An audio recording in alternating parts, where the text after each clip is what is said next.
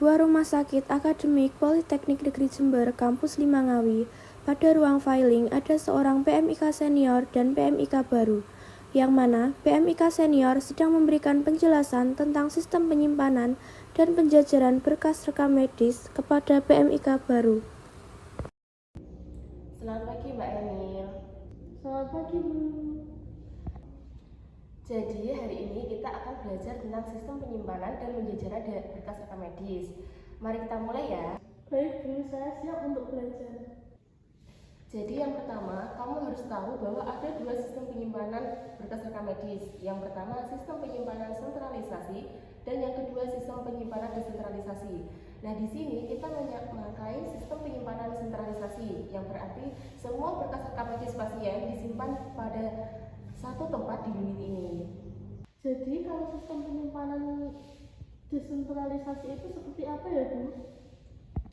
Kalau sistem penyimpanan desentralisasi itu berarti semua berkas rekam medis pasien disimpan di masing-masing unit pelayanan. Misalnya, berkas rekam medis rawat inap disimpan di bangsal, berkas rekam medis rawat jalan disimpan di poliklinik dan sebagainya. Tetapi kelemahannya, terkadang berkas rekam medis bisa tercecer dan sulit dicari apabila kita membutuhkannya dengan cepat. Jadi sistem penyimpanan sentralisasi itu bisa lebih aman dan bisa lebih rapi ya Bu? Betul, makanya kita juga butuh sistem penjajaran berkas rekam medis yang efisien juga. Nah, di sini kita memakai sistem penjajarannya dengan terminal digit filing system, yang berarti kita fokus pada angka akhir sebagai petunjuk di raknya. Lalu bagaimana Bu dengan penyisipan berkas rekam medis di rak? Baik, mari ikut saya untuk melihat cara penjajaran maupun penyisipan berkas rekam medis pada rak.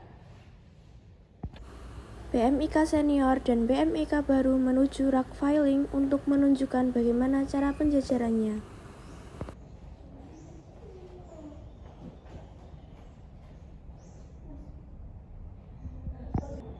Di sini saya membawa dua berkas rekam medis dengan nomor 113456 dan 123456. Karena kita menggunakan sistem penjajaran terminal digit, maka kita fokus pada angka akhir, sehingga berkas ini diletakkan pada rak nomor 56. Jadi untuk cara penyisipannya gimana?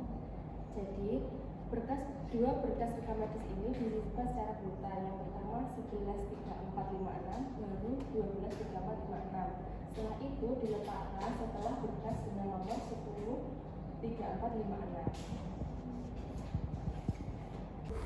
Kemudian, pengawas rekam medis pun memasuki ruangan untuk melihat perkembangan belajar yang dilakukan PMIK senior kepada PMIK baru.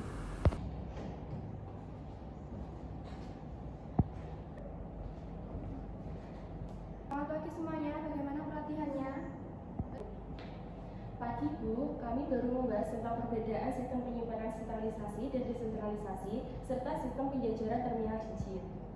Bagus, tapi ingat ya, sistem sentralisasi ini mempercepat akses, tetapi harus tetap disiplin. Semua peminjaman harus tetap dicatat dan pengembalian harus kembali ke tempat semula.